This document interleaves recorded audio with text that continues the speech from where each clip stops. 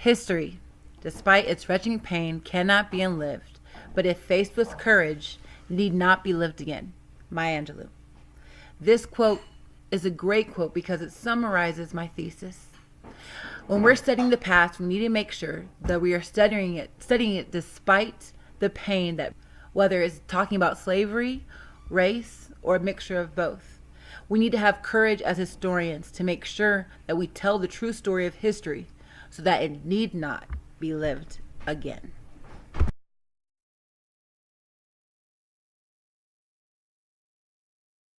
My thesis follows. According to historical analysis of the Revolutionary War, historians can resolve that African Americans made a valuable impact on the American Revolution as it pertains to both sides of the war. This is part, if not all, of my project. In summary, I'm trying to prove that African American soldiers deserve just as much discussion as do their counterparts. When I first began researching the Negro Soldier, I found little information identifying Negro soldiers and the battles in which they fought, due to the fact that there is a lack of records that were available. In addition to the lack of records, there seems to be few inquiries of the efforts of the Negro soldier during the American Revolution. My methodology began with an analysis of primary and secondary documents from each battle during the American Revolution. I classified the Negro soldiers by military affiliation, as well as their contributions to the war effort, as allied with the British or the Patriots. In addition, I completed further research of any references to Negro soldiers, slaves, and mulattoes. Next, I studied the major battles that involved the Negroes. Finally, I studied the writings of other historians, such as Dr. Robert Slegg, who demonstrated an understanding of the necessity of teaching about the Negro soldier and their contributions to a current cultural classroom, as well as the classroom discussions. One of the limitations of the study is the lack of diverse military records from this time period. I realize that my findings from this research will enhance the conversations about militarism, multicultural contributions in the United States, and the psychology of subordinates aiding their superiors.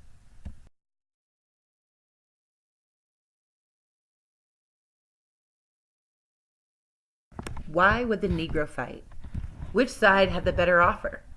Blacks in colonial America did not have many choices about anything. Offered freedom that would come eventually being the key word, because freedom, as we know, came much later than sooner.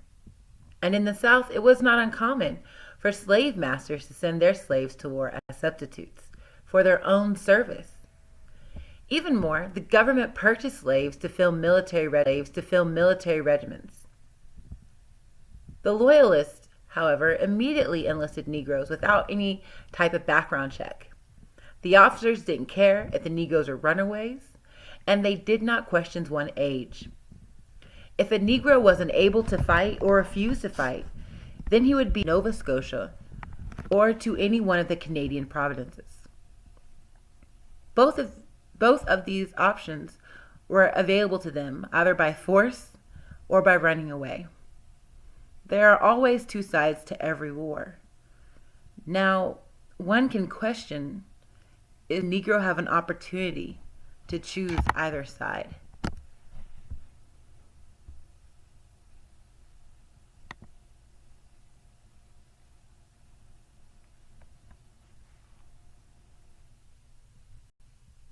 To answer, let's first talk about the Patriots. Thus was I a slave for 5 years, fighting for liberty, said B. Brench, who was an enslaved soldier of the American Revolution.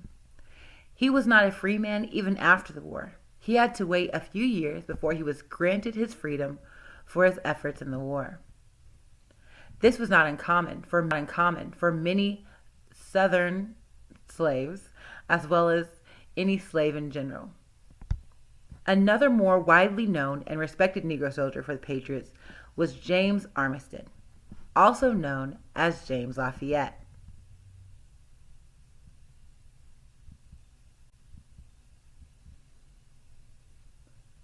James Armistead served under the command of General Lafayette in the Continental Army. He volunteered to spy on the British commander, General Lord Cornwallis, as a servant. Ironically, Cornwallis asked Armistead to spy on the Americans. In spite of his advantage, James stayed loyal to the patriotic cause and kept Cornwallis misinformed while providing General Lafayette of the Patriots with the British intel as well as their locations. Armistead's contribution and loyalty to the war effort cannot go unnoticed. Because of his espionage, the Continental Army was able to stop British reinforcements to Yorktown. Because of this victory, Britain would soon surrender.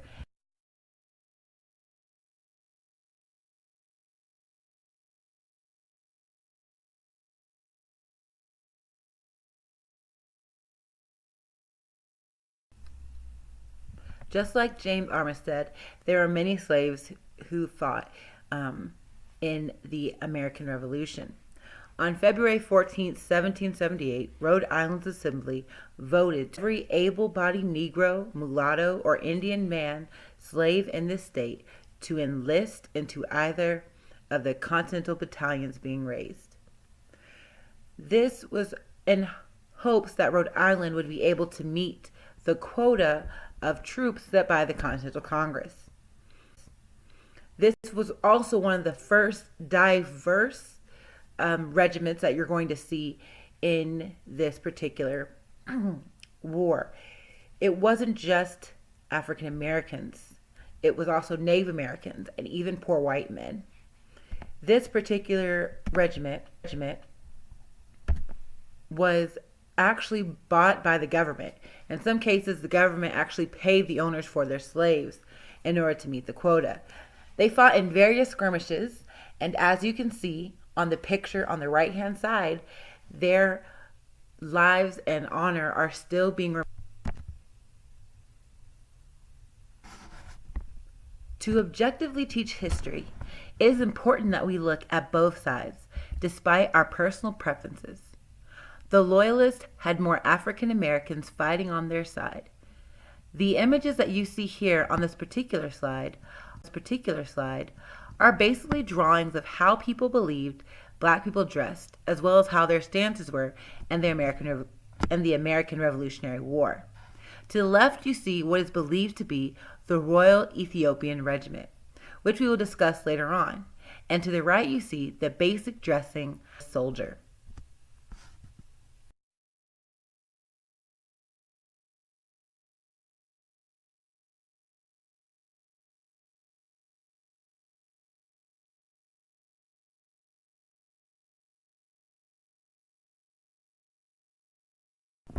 Here we have a quote from Lord Dunmore to evidence some of the rhetoric used to persuade Negro soldiers.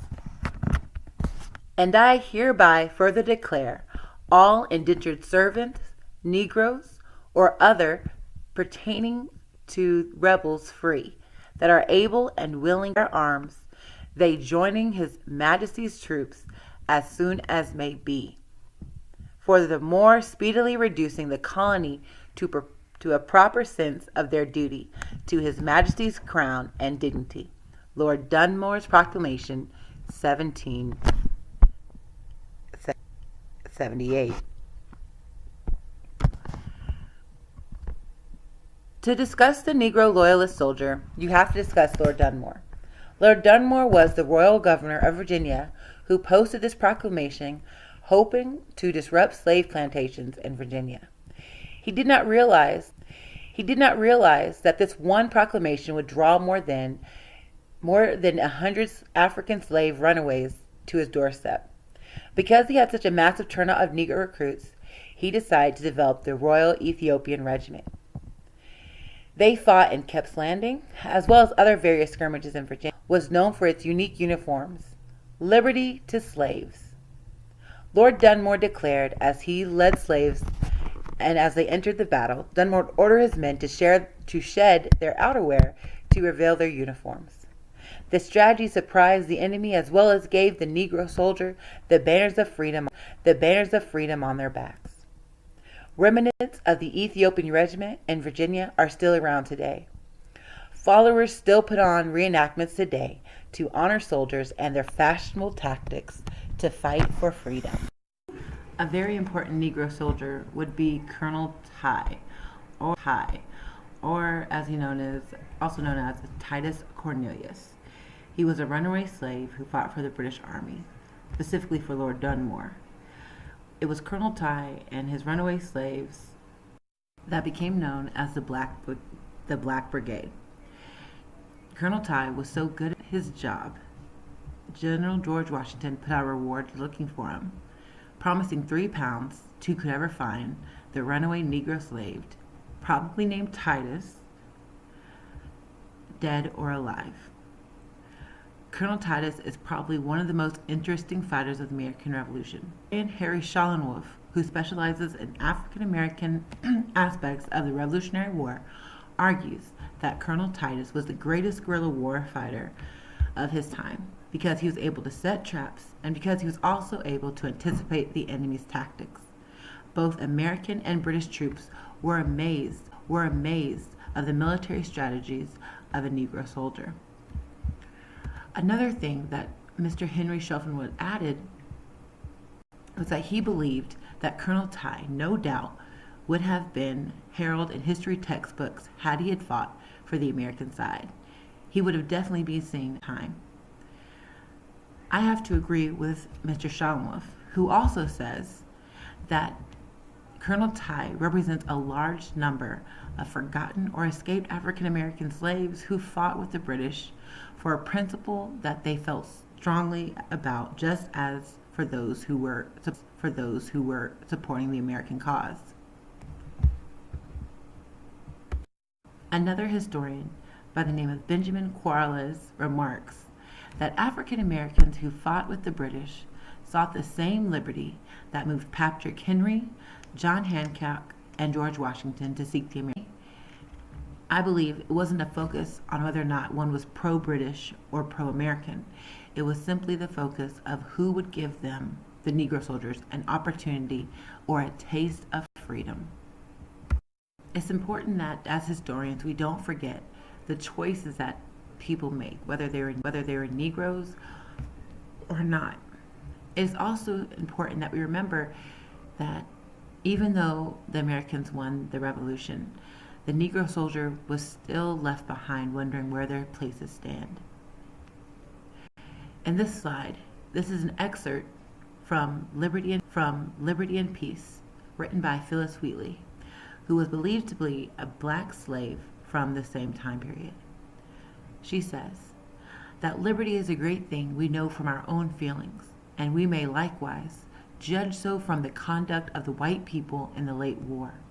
How much money has been spent and how many lives have been lost to defend their liberty. I must say that I have hoped that God would open their eyes when they were so much engaged for liberty to think of the state of the poor blacks and to pity us.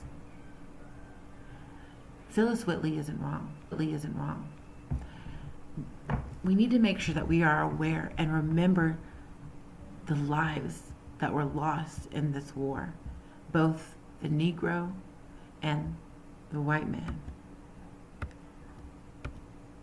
In conclusion, the Negro soldiers on both sides in the American Revolutionary War. They posed a formidable threat to their enemies and led successful campaigns against the opposition, no matter which side they fought for. The effects of their military strength inspire American culture today. It is because of these warriors of the American Revolution that people of color were able to show their stance and make their impact on history in the American culture. History, despite its wrenching pain, cannot be unlived, but if faced with courage, need not be lived again. Maya Angelou. This quote is a great quote because it summarizes my thesis. When we're studying the past, we need